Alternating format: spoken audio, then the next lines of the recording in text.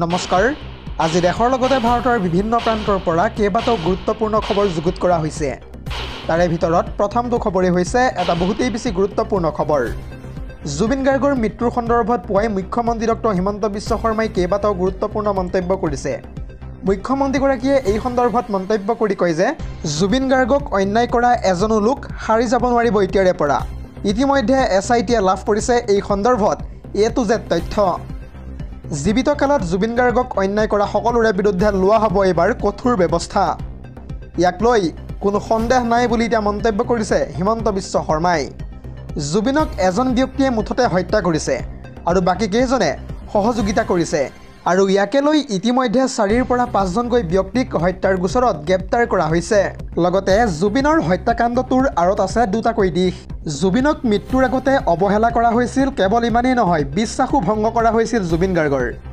SITয়ে প্ৰথমতে ছিংগাপুৰৰ ঘটনাৰ সন্দৰ্ভত আহি থকা ডিচেম্বৰ মাহৰ 8 তাৰিখে দাখিল কৰিব এখন পানী নসৰকা চাৰ্জশ্বীট আৰু সেই চাৰ্জশ্বীট দিয়াৰ পিছতে আন ঘটনাসমূহৰ ওপৰত চলিব তদন্ত। কেৱল ইমানেই নহয়, কোভিডৰ প্ৰায় আগৰে পৰাই জুবিনৰ লগত চলি আছিল ষড়যন্ত্ৰ। প্ৰায় 8 বছৰ ধৰি অব্যাহত আছিল এই ষড়যন্ত্ৰৰ কাম কাজ। ইয়াৰ প্ৰমাণ ইতিমধ্যে আমি লাভ কৰিছোঁ।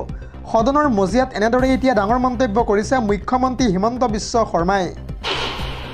পৰৱৰ্তী খবৰটো হৈছে আন এটা বহুতেই বেছি গুৰুত্বপূৰ্ণ খবৰ। এইবাৰ বিধায়ক অখিল গগৈয়ে মুখ্যমন্ত্ৰী হিমন্ত বিশ্ব শৰ্মাৰ সন্দৰ্ভত বহুতো গুৰুত্বপূৰ্ণ মন্তব্য কৰিছে।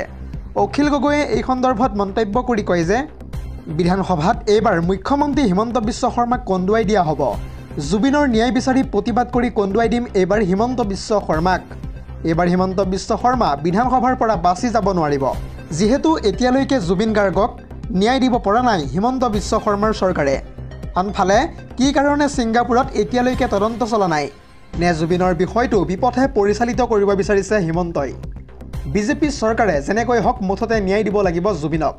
এনেদৰে কিছু মুহূৰ্তৰ পূৰ্বে মুখ্যমন্ত্ৰী হিমন্ত বিশ্ব শৰ্মাৰ সন্দৰ্ভত ডাঙৰ মন্তব্য কৰিছে বিধায়ক অখিল গগৈয়ে। পৰৱৰ্তী খবৰটো হৈছে আন এটা বহুতেই বেছি গুৰুত্বপূৰ্ণ খবৰ। মাজত মাত্ৰ 15টা দিন বাকী। প্ৰায় 830 হেক্টৰ ভূমিত চলিবলৈ গৈ আছে সৰ্ববৃহৎ উচ্ছেদ অভিযান। আৰু সেই উচ্ছেদ অভিযান ক'ত কেতিয়া কেনেকৈ চলিব সবিশেষ তথ্য চাওঁ আহক। পুনৰ জনাইছোঁ, ৰাজ্যত এইবাৰ চলিবলৈ গৈ আছে সৰ্ববৃহৎ উচ্ছেদ অভিযান। প্ৰায় 830 হেক্টৰ ভূমিত চলিব এই বুলডোজাৰ। বেদখলকাৰীলৈ ইতিমধ্যে উচ্ছেদৰ জাননী জাৰি কৰিছে প্ৰশাসনে। উচ্ছেদৰ বাবে ইতিমধ্যে সাজু হৈ পৰিছে শ বুলডোজাৰ। ইতিমধ্যে আগন্তুক 15 দিনৰ ভিতৰত ঘৰ খালী কৰিবলৈ নিৰ্দেশ প্ৰদান কৰিছে প্ৰশাসনৰ তৰফৰ পৰা। বুঢ়াচাপৰি অভয়াৰণ্য আৰু ওৰাং ৰাষ্ট্ৰীয় উদ্যানৰ বেদখলকাৰীলৈ দিয়া হৈছে এই উচ্ছেদৰ জাননী। মুঠতে এইবাৰ চৰকাৰী ভূমি বেদখল কৰা কোনো লোক সাৰি যাব নোৱাৰিব। তেজপুৰ আৰু ঠেলামৰা ৰাজহ চক্ৰই এনেদৰে কিছু মুহূৰ্তৰ পূৰ্বে উচ্ছেদিত লোকসকললৈ জাৰি কৰিছে জাননী। উচ্ছেদৰ জাননী পোৱাৰ পিছতেই এতিয়া হাহাকাৰ লাগিছে বেদখলকাৰীসকলৰ মাজত।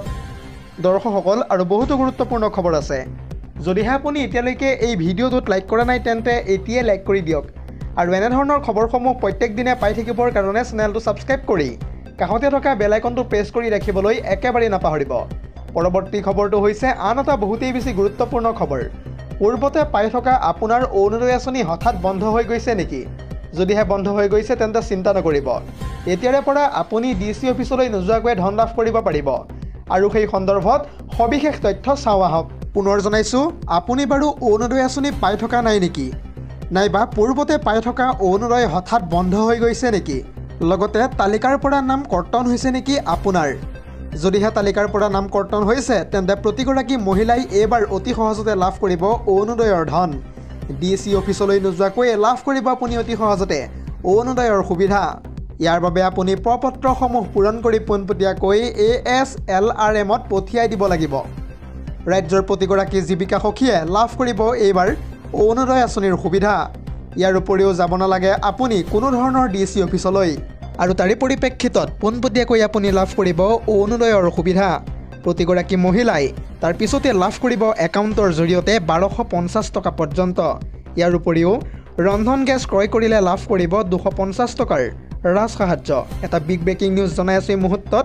পঞ্চায়ত কাৰ্যালয়ৰ পৰা সংগ্ৰহ কৰিব লাগিব আপুনি তাৰ বাবে অৰুণোদয়ৰ প্ৰপত্ৰ। অসমত যেহেতু নতুনকৈ 35 লাখ মহিলাই এইবাৰ লাভ কৰিব অৰুণোদয় আঁচনিৰ সুবিধা। মুখ্যমন্ত্ৰী ডক্টৰ হিমন্ত বিশ্ব শৰ্মাই কিছু মুহূৰ্তৰ পূৰ্বে এনেদৰে কৰিছে বৃহৎ মন্তব্য। পৰৱৰ্তী খবৰটো হৈছে আন এটা বহুতেই বেছি গুৰুত্বপূৰ্ণ খবৰ, কিয়নো নৱবৰ্ষৰ পৰাই ৰাজ্যৰ লাখ লাখ লোকে লাভ কৰিব কেইবাটাও বৃহৎ সুবিধা।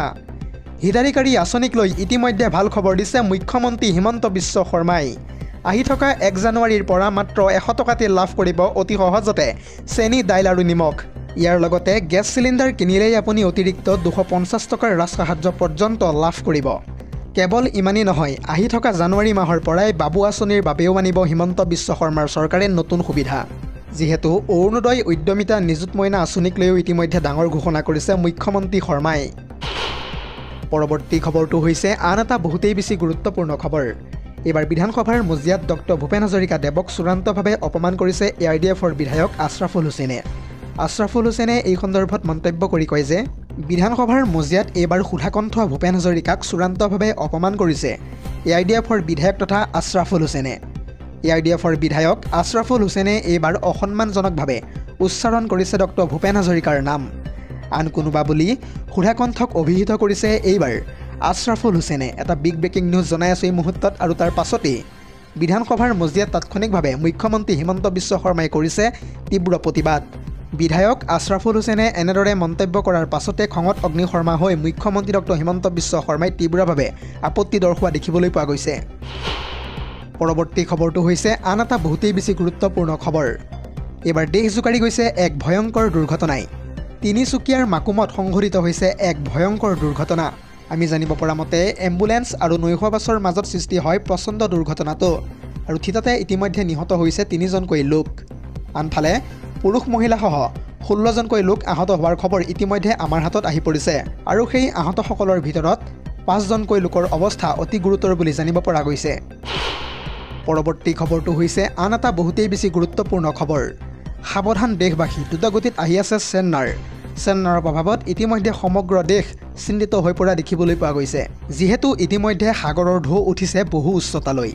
ভয়ংকৰ ৰূপত আহিছে এইবাৰ কালঘূৰ্ণি চেন্নাৰ। কালঘূৰ্ণি চেন্নাৰৰ সন্তাসত কঁপিব পাৰে সমগ্ৰ দেশ। চেন্নাৰৰ প্ৰভাৱত আহিব পাৰে প্ৰচণ্ড বৰষুণৰ লগতে মুষলধাৰ বৰষুণো। 26 নৱেম্বৰ অৰ্থাৎ আজিৰ দিনটোৰে পৰা অধিক ভয়াৱহ ৰূপ ধৰিব পাৰে কালঘূৰ্ণি চেন্নাৰে। ইতিমধ্যে তামিলনাডু, কেৰালা, অন্ধ্ৰপ্ৰদেশ আদিত চেন্নাৰে তাণ্ডৱ চলোৱাৰ আশংকা ইতিমধ্যে ব্যক্ত কৰিছে বতৰ বিজ্ঞান বিভাগে। চেন্নাৰৰ বাবেই সমুদ্ৰৰ ঢৌ উঠিছে এতিয়া বহু উচ্চতালৈ। চেন্নাৰৰ বাবে বৃদ্ধি পাব পাৰে যিকোনো মুহূৰ্তত শীতৰ প্ৰকোপ।